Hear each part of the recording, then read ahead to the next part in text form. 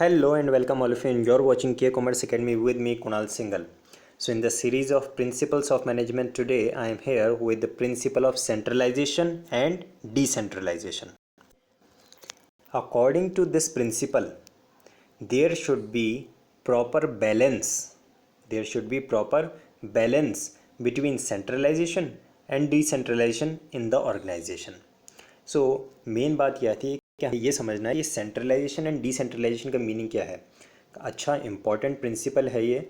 अक्सर स्टूडेंट्स इस प्रिंसिपल में कंफ्यूज रहते हैं। अगर मैं सिंपली पूछूं कि इस ऑर्गेनाइजेशन में सेंट्रलाइजेशन डिसेंट्रलाइजेशन वाला प्रिंसिपल फॉलो होता है या नहीं होता है, सो उन्हें ध्यान ही नहीं आता है, उन्हें समझ नहीं आता है कि whether it has been followed और not, because they are remain confuse between the meaning of centralisation and decentralisation. Okay, so let us understand this principle through few of the instances. Like एक organisation में अगर जो decision making authority है, powers to take decision जो है वो एक ही person के पास कॉन्सेंट्रेटेड है, तो हम उसको बोलेंगे सेंट्रलाइजेशन। सो इस डायग्राम में आप देखें कि यहाँ पे एक ही पर्सन है, उसके पास में सारी पावर्स हैं, और ये कौन है? This is the person on the top level management. तो इसको ऐसी सिचुएशन जिसमें सारे डिसीजन मेकिंग पावर्स एक पर्सन के पास में, तो इसको हम बोलेंगे सेंट्रलाइजेशन। ठीक है। ऑन द अदर साइड, अगर जो पावर्स हैं for taking decisions have been decentralised और have been distributed among various employees. ठीक है, आप देख रहे हैं अगर वो पावर्स, डिसीजन लेने की जो पावर्स हैं, हमने डिस्ट्रीब्यूट कर दी डिफरेंट एम्प्लॉयज़ में कि आप अपने अपने लेवल के अपने अपने डिपार्टमेंट से रिलेटेड जो भी डिसीजंस आप खुद ले सकते हैं, तो उसे हम कहेंगे decentralization. Centralization means concentration of powers, decentralization means distribution of powers. दोबारा से एक बार समझते हैं इसे। Centralization refers to concentration of decision making authority, यानी कि एक ऑर्गेनाइजेशन में अगर जो टॉप लेवल मैनेजमेंट है सारे डिसीजंस वही लेता है, so that organization will be called as a centralization. And decentralization refers to evenly distribution of authority at all the levels of management। अगर एक ऑर्गेनाइजेशन में जो डिसीजन मेकिंग पावर्स हैं, अथॉरिटीज़ हैं, वो हमने top level management, lower level management, middle level management सब evenly distribute कर रखी हैं बराबर बराबर, डिसेंट्रलाइजेशन। सो अब आपको क्या लगता है, सेंट्रलाइजेशन बेटर है या decentralization? Obviously complete decentralization is also harmful. Complete centralization अगर डिसीजन टॉप अथॉरिटीज़ को ही लेने हैं, so they will get overburden काम मेकिंग। और अगर कंप्लीट डिसेंट्रलाइजेशन होगा, अगेन प्रॉब्लम मालूम पड़ा, misuse of authority of management. So there should be a balance between centralization and decentralization. Major decisions should be taken by the top management. The major decisions should be taken by the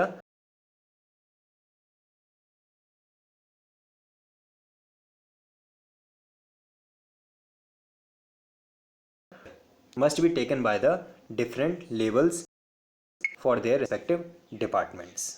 ठीक है, that is called the balance of centralization and decentralization. I repeat, the major decisions which will affect the overall performance of the organization must be taken by the top level management, and the decisions of routine nature of business of daily working must be decentralized, must be allowed to be taken by their respective departments.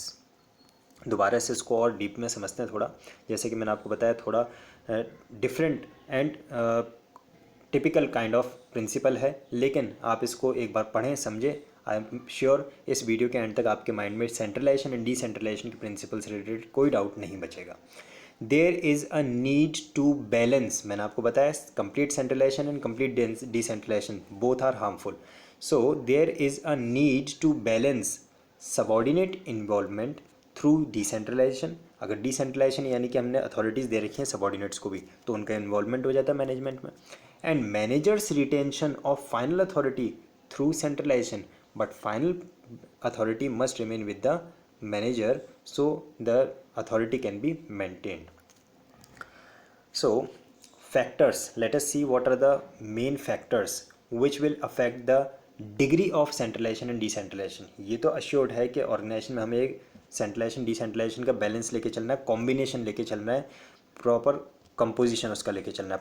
लेकिन उस combination में degree of centralisation ज़्यादा होगा या degree of decentralisation ज़्यादा होगा, ये किस पे डिपेंड करता है? So it depends upon the experience of the superior, it depends upon the ability of the subordinate, and it also depends upon the size of the organization. Normally the small organizations keep more centralization in their organization, while the big large multinational organizations prefer decentralization.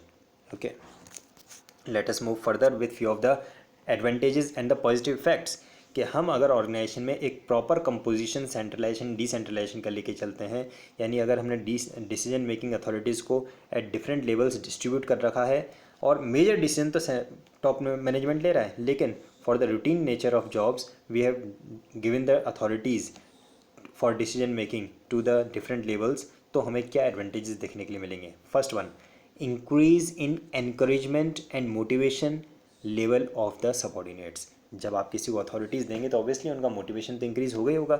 अगर आप किसी person को fully responsible कर देंगे for their department कि ये आपका department है, इससे आपको जैसे भी डील करना हो पूरी अथॉरिटी आपके पास में, सारी डिसीजन मेकिंग अथॉरिटी आपके पास में अपने डिपार्टमेंट से related, so he will feel motivated. Secondly, it decreases workload of the superiors, top level management का वर्कलोड थोड़ा कम हो जाएगा। And thirdly, it leads to quick decision making at middle and the operational level. Obviously जो भी डिसीजन लेना है middle level management and operational level management timely ले सकेंगे। On the same side, in case proper centralization and decentralization principle को follow नहीं किया जाता है, सो कुछ हमें कॉन्सिक्वेंसेस, कुछ हार्मफुल इफेक्ट्स भी इसको देखने के लिए मिल सकते हैं। So on violation what can we see? Risk of misuse of authority in case of complete decentralisation. अगर आपने पूरी की पूरी अथॉरिटीज सबॉर्डिनेट्स को दे दी, so it will result in misuse of authorities. And secondly, slow decision making in case of complete centralisation. अगर पूरा का पूरा आपने पावर्स अपने ही हाथ में रखे हैं, so it will obviously slow down the decision making process.